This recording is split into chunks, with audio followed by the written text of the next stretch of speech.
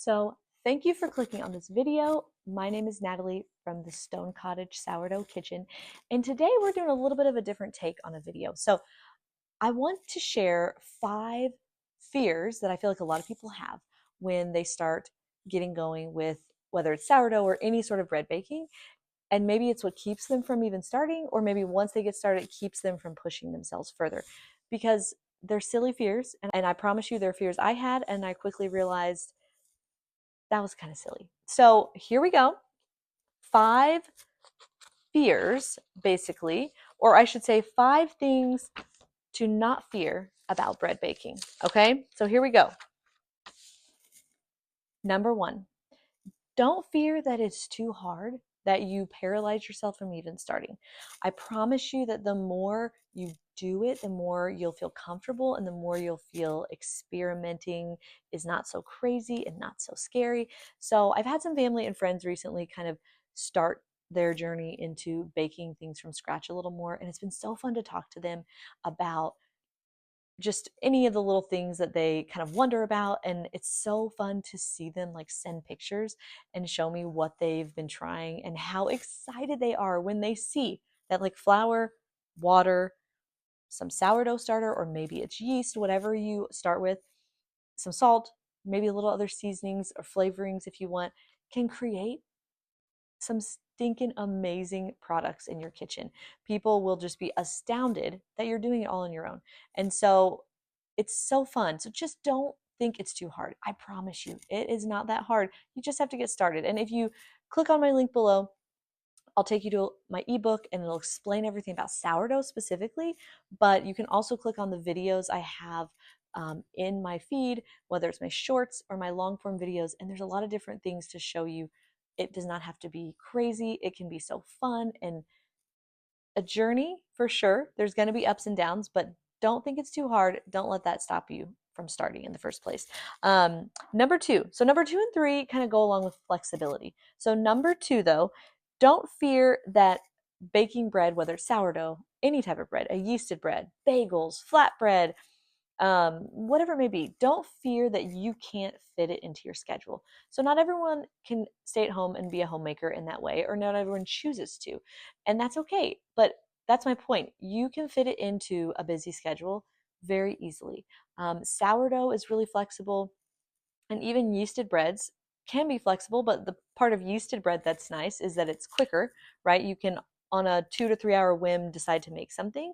But sourdough can be fermented and then put in the fridge and sit for several days until you want to bake it. So it has its flexibility in a different way than yeasted bread does. So there is flexibility in time and in scheduling of bread products that you make. Um, I just personally was thinking about how, man, I really want to make more bagels, right? But I don't really want to wake up in the morning and like start a batch of bagels, whether it's a yeasted bagel, maybe, because I don't just make sourdough. Um, but I don't want to wake up that early to make it, right? Oh, and then I started thinking, well, I could start a sourdough bagel 2 days before, um, and put it in the fridge. And then morning I want to bake it, pull that out, do the bagel stuff that you do to kind of get a bagel prepared, and boom, it can still be ready within an hour or two. So there is flexibility. Don't feel like everything's hard and fast, a certain time frame, a certain way only. Okay. Number 3 within the flexibility category, do not fear that you can't make the right amount of bread for your family situation. So sometimes recipes call for a huge amount, right? And you're like, how do I shrink that down? How do I make it work for us? Sometimes recipes are only like for one loaf or one little small amount of something. How do I spread that out for maybe you have a family of like 10 or 6, whatever it may be. Most recipes are easily doubled or tripled.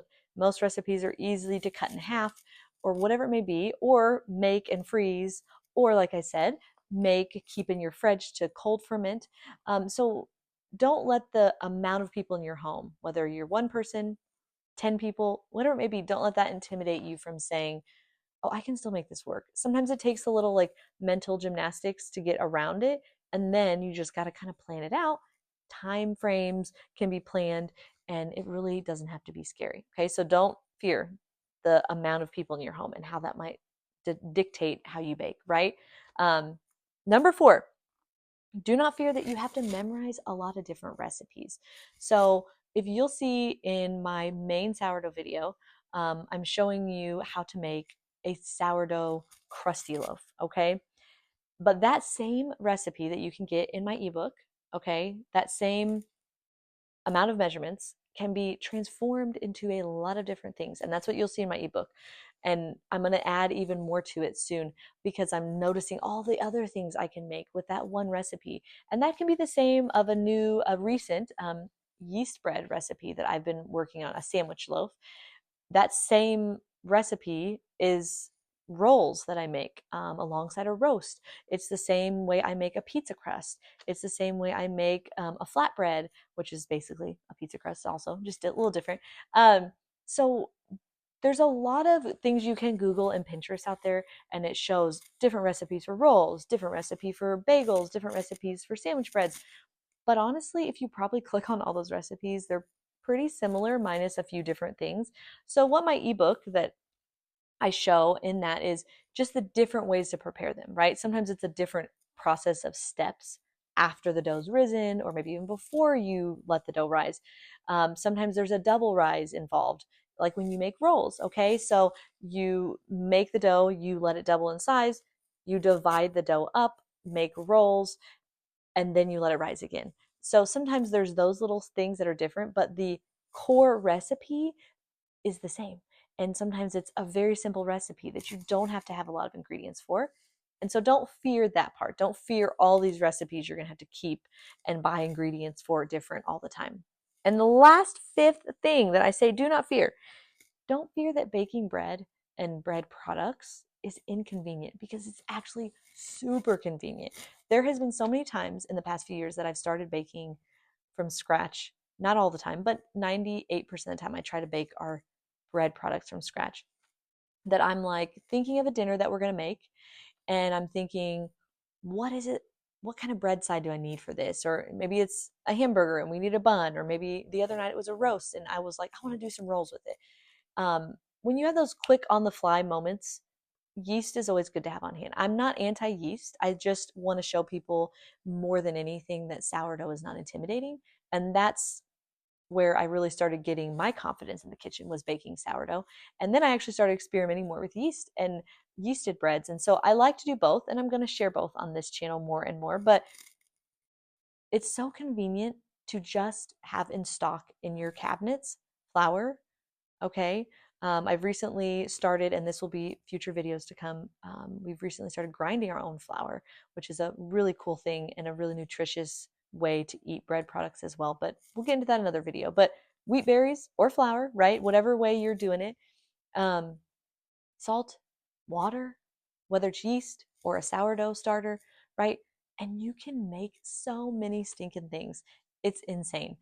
So basically, don't think that it's inconvenient to make bread. It's actually super convenient, because you don't have to worry about all the different things you're buying at the store to save throughout the next 2 weeks maybe of your grocery list of meals. You can make them on hand as you need them. It's sometimes you can make them the day before and wait to bake them, right? That's the flexibility part we talked about earlier. Um, and it takes a little like muscle memory, and it takes a little time of just getting used to certain recipes to where it doesn't feel scary to do it every time you pull out a recipe. Oh, I gotta make rolls again, or oh, I gotta make this sandwich bread again. You just give yourself time, be patient. The first 4 or 5 times you do it, it's still gonna maybe feel a little bit stressful, and there's gonna be a little bit of fear that you might mess it up, or you might miss an ingredient, or whatever it may be. But just like anything new we try in life, right? There's going to be that learning curve. And then once the learning curve kind of levels off, it's like smooth sailing. So just give yourself that time to realize that there's nothing to fear and everything to gain from baking from scratch for your family.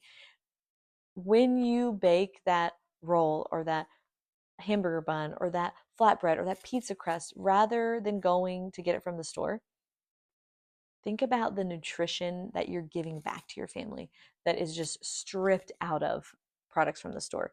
And not only is nutrition stripped out, but there's so many things put in that are harmful to our bodies.